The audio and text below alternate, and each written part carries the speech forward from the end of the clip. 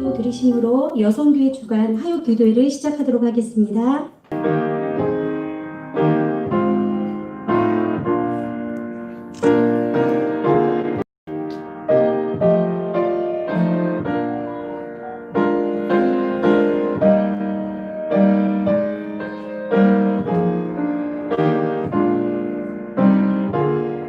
주를 찬양하오리니 주의 인자하심이 하늘보다 높으시며 주의 진실은 궁창에까지 이르나이다. 하나님이여, 주는 하늘 위에 높이 들리시며 주의 영광이 온 땅에서 높임 받으시기를 원하나이다.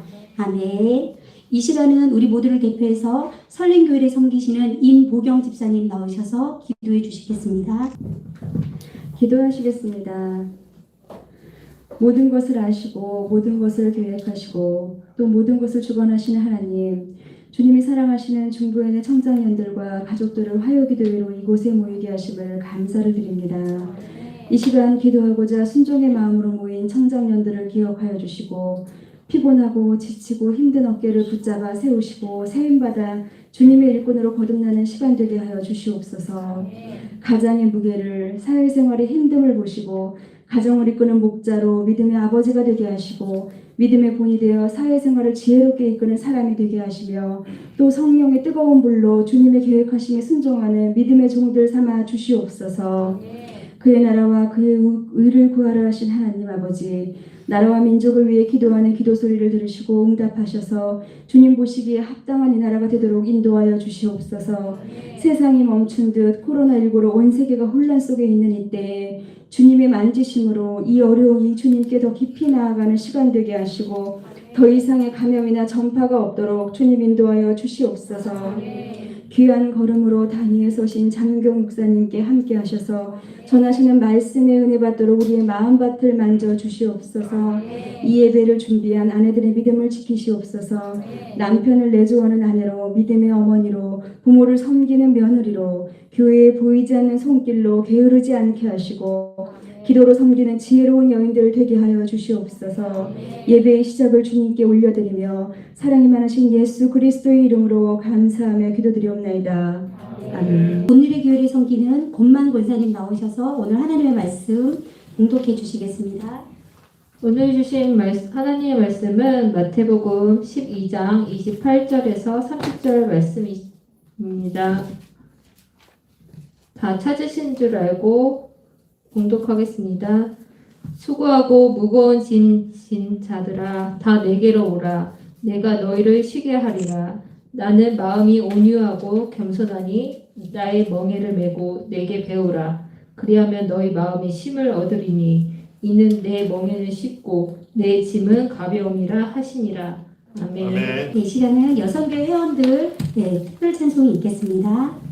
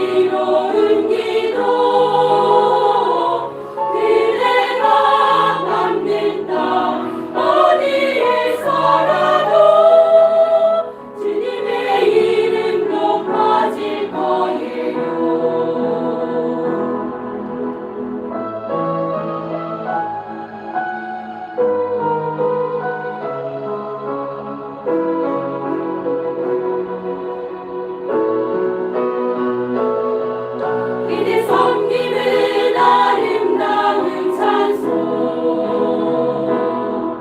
그대 헌신은 향기로운 기도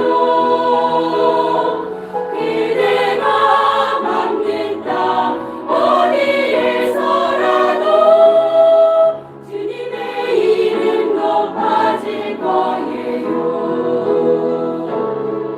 그대 섬김은 아름다운 찬송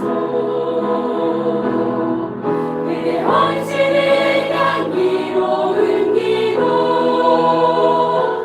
그대가 밟는 땅 어디에서라도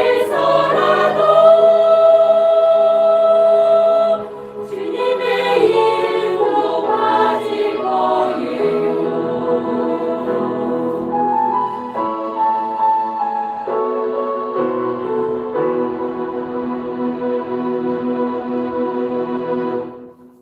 아멘. 인천중앙지방 새로운교회를 섬기시는 장윤경 목사님 나오셔서 가벼워지다라는 제목으로 하나님의 말씀 선포해 주시겠습니다. 만나서 반갑습니다. 저는 주보에는 인천 서지방 새로운교회라고 되어 있는데요. 그건 저희 남편이 이제 하고 있는 교회고, 저는 이제 강화제일교회라고 소속이 되어 있는 장윤경 목사라고 합니다. 이렇게 귀한 자리에 불러주시고 하나님의 말씀을 나눌 수 있게 되어서 너무 감사합니다. 무엇보다는 딱 들어오는데 너무너무 아름다운 찬양의 소리가 들려서, 그것도 제가 너무 좋아하는 축복의 통로 맞나요? 그 찬양이 막 들려서 너무 은혜가 되는 거예요. 그래서 저는 밖에서 조금 서 있다가 듣고 왔어요. 연습 언제까지 하시나 듣고 있다가 너무 잘하셔서 너무 은혜다 하고, 이 자리 자체가 들어오자마자 참 은혜의 자리구나라는 게 느껴져서 지금 너무 설레이고 너무너무 감사한 마음이 있습니다. 이 시간 우리가 또 이렇게 말씀을 나눌 텐데요. 말씀으로도 우리 함께 은혜되는 시간이 되기를 간절히 바랍니다. 여러분, 오늘 여러분의 하루는 어떠셨습니까? 어떤 분들은 이제 직장에서 자신에게 주어진 일들을 열심히 하셨을 것입니다. 또 어떤 분들은 이제 가정에서 집안일들과 육아로 조금은 고된 하루를 보내신 분도 계실 겁니다. 또 어떤 분은 내가 오늘은 무엇을 해야 할까? 내가 어디로 가야 할까 하며 고민에 빠지신 분도 계실지 모르겠습니다. 여러분, 이처럼 우리는 우리에게 주어진 하루하루를 살아갑니다. 그렇게 살아온 혹은 살아가고 있는 하루하루를 가리켜 우리는 일상이라고 부르죠. 우리가 그렇게 살아가는 일상은 누구에게나 주어집니다. 우리는 우리의 일상이 행복하고 기쁜 일들로만 가득하길 바라지만, 여러분, 현실은 어떻습니까? 그렇게 녹록지 않습니다. 각자의 반복되는 일상 속에서 지쳐가게 됩니다. 그러면서 사람들은 일상으로부터 탈출을 꿈꾸죠. 그것을 우리는 일탈이라 부르기도 하고 쉼과 위로, 휴식이라고도 합니다. 그래서 주말이나 휴일이 되면 아무것도 안 하고 있는데 더 적극적으로 아무것도 하기 싫을 때가 있을 수 있고요. 또한 친구들을 만나서 차 한잔 마시면서 이야기를 하고, 근데 요즘 코로나 때문에 누군가를 만나는 것도 어렵죠. 또 혹은 가족과 아니면 혼자서 어디론가 훌쩍 여행을 떠나기도 합니다. 그렇게 각자의 방식대로 쉼과 휴식을 갖습니다. 그런데 재미있는 것은 그렇게 내가 휴식을 갖고 나면 어떠세요? 다시 일상에서 활기가 생기고 행복해져야 하는데, 다시 우리의 일상으로 돌아갔을 때는 다시 힘이 나고 내가 오늘 이 하루를 즐겁게 살아내리라 하면서 힘이 나야 되는데, 저는 그랬던 것 같아요. 다시 돌아가길 두려워할 때가 있었던 것 같습니다. 여러분, 오늘이 화요일이고 내일이 수요일인데요. 내일에 대해서 여러분 어떻게 생각하세요? 우와, 내일 수요일이다. 내일은 어떠한 일이 나에게 생길까?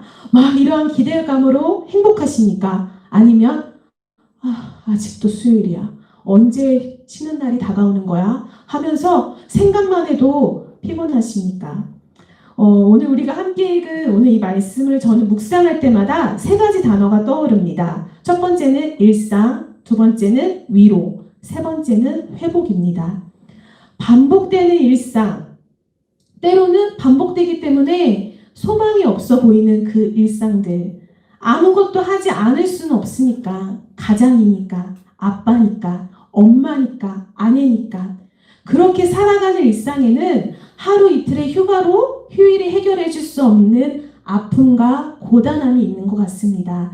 그래서 사람들은 진정한 휴식, 쉼을 갈망하며 살아갑니다. 안식과 평화, 위로와 회복을 갈망하며 살아갑니다. 여러분 성경에 보면 엄청난 일을 이루어 놓고도 두려움에 빠져서 다시는 일어나 회복할 수 없을 것만 같은 바닥으로 치닫은 한 사람이 있습니다. 그는 오랜 가뭄으로 메말라 있던 이스라엘 땅에 단비를 내리게 합니다. 그리고 그 단비는 갈멜산에서 850명이나 되는 바알과 아세라 선지자들과의 영적 전투에서 승리한 직후 하나님께서 내려주신 단비였습니다. 그는 바알과 아세라 선지자 850명에게 불로 응답하는 신이 진짜 신이다라는 영적 전투를 요구하죠. 바알과 아세라 선지자들은 엄청난 일들을 해가며 그들의 신에게 부르짖습니다. 그러나 그들의 신은 응답하지 않습니다. 왜냐하면 헛된 우상에 불과하기 때문이죠. 그런 그들을 보고 콧방귀를 뀌어가며 비웃고 이제 그가 기도를 합니다. 바짝 말라 있어도 불이 붙을까 말까한 상황에 제단 주위로 파놓은 도랑들에 물로 가득 찰 만큼 물을 가득 붓고 하나님과 백성들 앞에 선포하며 이렇게 기도합니다. 열왕기상 18장 37절 말씀 제가 읽어드리도록 하겠습니다. 여호와여 내게 응답하소서, 내게 응답하소서. 이 백성에게 주 여호와는 하나님이신 것과 주는 그들의 마음을 되돌이키심을 알게 하옵소서. 아멘. 아멘. 여러분 하나님은 그의 기도에 응답하셨습니다. 열왕기상 18장 말씀에 보니 하나님께서는 불을 내리시고 제단 위의 제물을 불살라 가셨습니다. 이 일로 온 백성이 하나님 앞에 엎드려 하나님을 시인하고 하나님 앞에 돌아왔습니다. 바알과 아세라 선지자 850명은 그 자리에서 죽게 되고 이스라엘에 드디어 단비가 찾아왔습니다. 여러분 이 일의 중심에는 하나님의 도구로 사용된 엘리야가 있었습니다.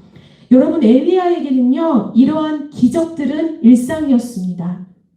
까마귀들이 아침 저녁으로 떡과 고기를 배달해 주었고 매일 끊이지 않는 과부의 그릇을 통해 먹고 마실 것을 공급받았습니다. 엘리야가 기도하면 죽었던 사람도 살아났습니다.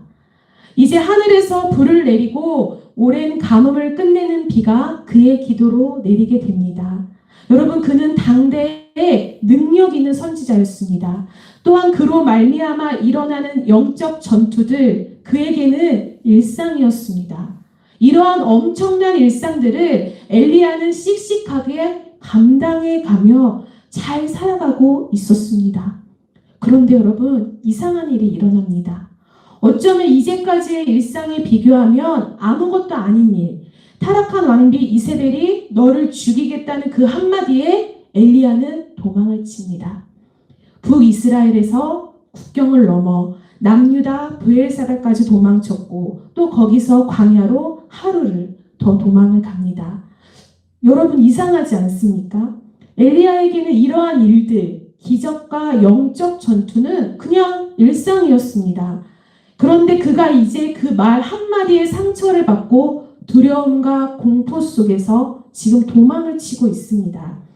아픔과 상처 속에 도착한 광야에서 엘리야는 로뎀나무 아래에 쓰러집니다.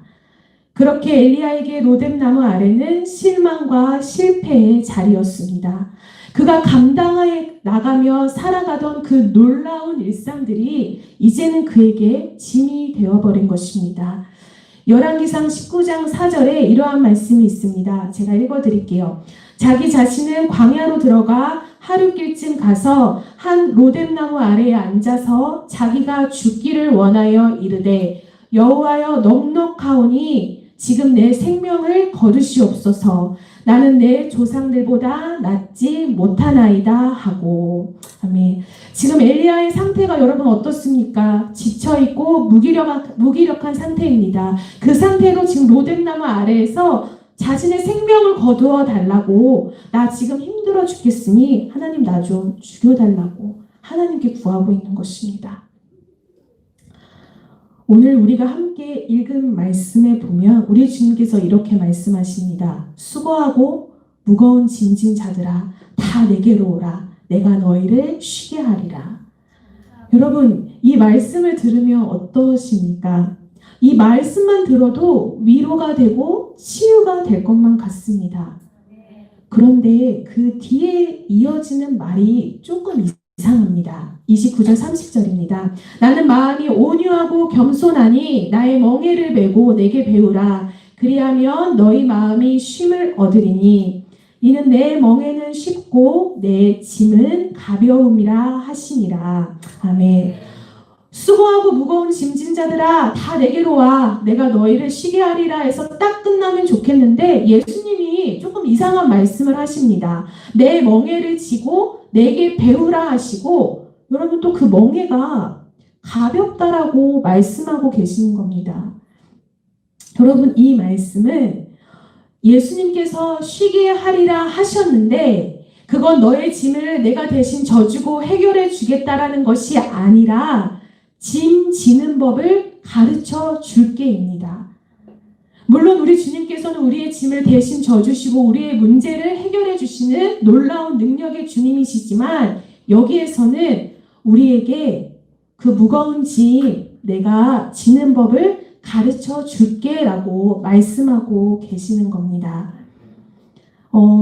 그렇다면 여러분 예수님께서 지신 그 멍에는 뭡니까? 바로 십자가입니다. 그 십자가는 예수님에게도 엄청난 짐이었습니다. 십자가에 의해서 예수님은 나의 하나님 어찌하여 나를 버리셨습니까? 라고 그렇게 고통에 찬 부르짖음을 하셔야 했던 너무나 예수님에게도 힘든 짐이었습니다. 그 짐이 얼마나 무거웠으면 십자가를 지고 골고다를 올라가다가 지쳐서 쓰러지시고 결국엔 구경하던 구레대인 시몬이 그 짐을 대신 지고 올라가야 했던 예수님에게도 너무나 무거웠던 짐이었습니다. 물리적으로 또는 심적으로도 그 무엇과도 비교할 수 없는 고통스러운 짐이었습니다. 그런데 왜 예수님이 이 말씀에서 내 멍에는 쉽고 내 짐은 가볍다라고 말씀하고 계시는 걸까요? 여러분 십자가가 가벼울까요? 아니요. 절대 가벼울 일 없죠. 아니면 예수님이 하나님이시기에 그 십자가가 가볍다라고 말씀하시는 걸까요? 여러분 예수님이 그 짐이 가벼운 이유를 오늘 말씀에서 우리에게 말해주고 계십니다. 나는 마음이 온유하고 겸손하기 때문에 라고 말씀하고 계십니다. 여러분 그 짐을 감당하시는 마음이 예수님의 마음이 온유하고 겸손하셔서 가볍다라고 말씀하고 계시는 겁니다. 여러분 이게 이해가 되십니까? 가벼울 일 없는 그 십자가가 가볍다라고 말씀하고 계시고 예수님께서 우리에게 와서 내게 배우라라고 말씀하고 계시는 겁니다. 저에게는 이제 두 돌이 된 아들이 하나 있습니다. 이제 걷기도 하고 엄청 잘 뛰기도 하는데요. 이제 아이랑 함께 손을 잡고 어디를 급하게 가야 하는 상황이 있어서 손을 잡고 막 가고 있었는데 얘가 잘 걷다가 다리가 아팠나 봐요. 저한테 엄마 안아 이러더라고요. 그래서 저도 가방이 있었고 얘를 안고 가기에는 너무 힘들 것 같아서 하은아 그냥 조금만 더 걸어보자 이랬더니 얘가 그냥 자리에 이렇게 주저앉아 버리더라고요.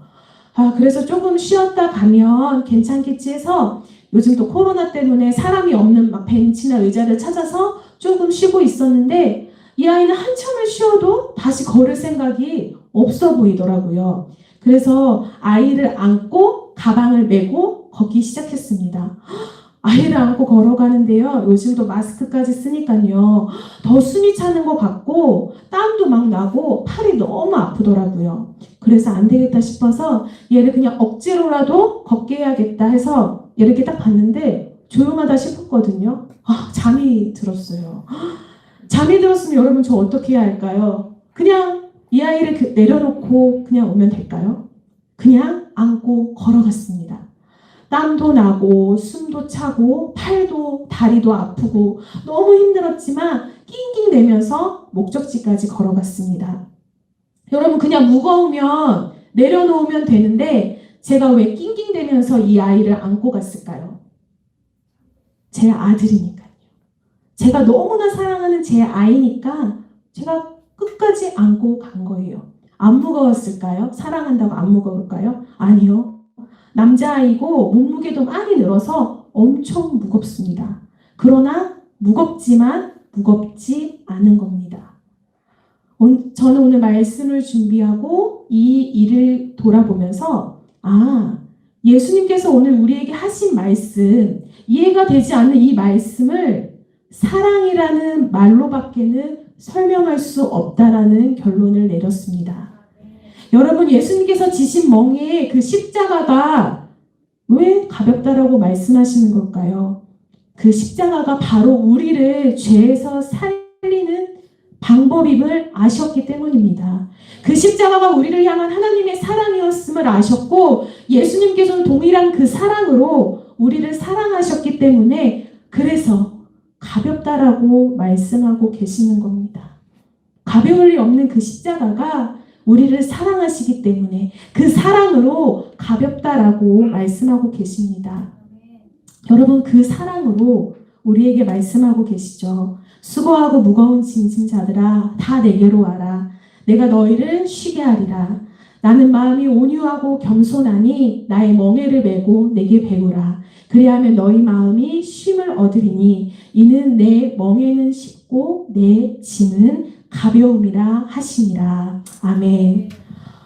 여러분 우리가 그 사랑 앞에 서면 그 십자가 앞에 서면 그 사랑 때문에 우리는 쉼을 얻을 수 있는 것입니다. 지금 내 모습이 손가락 하나 움직일 힘이 없고 실망하고 좌절하고 실패한 모습이어도 그 사랑 앞에 그 십자가 앞에 나올 때 우리는 세상이 줄 수 없는 진정한 위로와 쉼을 얻게 된다는 것입니다. 여러분 십자가는 우리를 하나님 앞으로 인도합니다. 하나님과의 무너진 관계를 회복시켜 줍니다. 그로 말미암아 우리의 일상을 회복시켜 주시고 우리의 무거운 짐을 가볍게 해주신다라는 것입니다.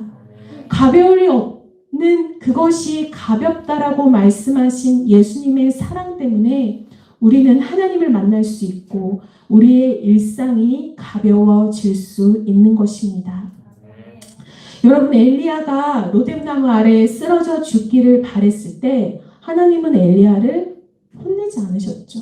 하나님은 엘리야에게 찾아오셔서 지친 그가 쉼을 얻도록 하셨습니다. 자고 일어나면 하나님께서 친히 차리신 먹을 것이 준비되어 있었고 먹고 마실 때 하나님의 천사가 그를 어루만지며 가라 라고 말씀하십니다. 그리고 그를 하나님의 산 호렙으로 인도하십니다. 그리고 거기서 엘리야는 하나님을 만나게 됩니다. 하나님을 만나자 여러분 엘리야의 사명이 엘리야의 일상이 회복되어집니다. 여러분 실망과 실패의 자리였던 그 로뎀나무 아래가 이제는 더 이상 실패의 자리가 아닌 새 힘을 얻는 자리가 된 것입니다. 그렇다고 엘리야의 일상이 짠 하고 바뀌었을까요? 아니요. 엘리야에게 변한 건 아무것도 없었습니다. 여전히 자신을 죽이려는 이세벨의 칼날이 그를 찾고 있었습니다. 그러나 그는 회복되었습니다. 그것이 어떻게 가능했습니까? 여러분 기억하시기 바랍니다. 엘리야가 살아가는 그 하루하루 그 일상이 나홀로 살아가는 외로운 삶이 아니라는 것을 엘리야가 깨닫게 되었기 때문입니다. 여러분 우리의 일상 또한 그럴 것입니다. 오늘 예배를 마치고 집으로 돌아가면 또 다시 반복되는 그 일상들 내일도 주어질 겁니다. 그리고 어쩌면 그 힘듦의 무게도 동일할지도 모르겠습니다. 그러나 여러분 오늘 말씀을 통해 쉼과 위로를 얻게 되시기를 간절히 축원합니다. 우리가 십자가 앞에 있음을, 그 사랑 때문에 살아갈 수 있음을 깨닫게 되시기를 바랍니다. 또한 우리에게 주어진 그 일상들, 나 홀로 살아내야 되는 외로운 삶이 아니라는 것도 여러분 기억하시기를 바랍니다. 그렇다면 여러분, 매일의 일상을 살아낼 힘을 공급받는 로뎀 나무가 어디겠습니까? 바로 예배의 자리입니다. 매주 똑같이 반복되는 자리가 아니라 하나님을 찬양하고 경배하는 자리 동시에 우린 여기서 하나님을 만나고 그 하나님께서 우리에게 위로를 주시고 쉼을 주시고 내게 주어진 삶을 하나님의 자녀로 살아가게 할 수 있게 하는 곳이 바로 이 예배의 자리인 것입니다. 여러분, 그래서 우리 함께 예배해야 합니다. 예배만이 우리를 일상에서 살아갈 힘을 얻게 하고 십자가의 사랑을 아는 자들이 모여 하나님 앞에 서는 것이 예배이기 때문에 우리에게 주어진 그 예배의 자리에서 하나님을 예배하시기를 소망합니다. 여러분, 당장 우리 일상의 어려움과 힘듦, 그 물리적인 무게는 변하지 않았을지라도 그 십자가에서 이루신 그 사랑이 우리를 살게 하고 하루하루 하나님과 함께 살아가고 있음을 알기에 여러분에게 주어진 그 일상을 살아가시길, 아니 살아내시기를 바랍니다. 오늘 말씀 제목을 저는 가벼워지다라고 이렇게 정해봤습니다. 가벼워질 수 없는 우리의 삶의 어려움과 힘든 그 고통들, 십자가의 사랑으로 가벼워지시기를 간절히 축원합니다. 기도하시겠습니다.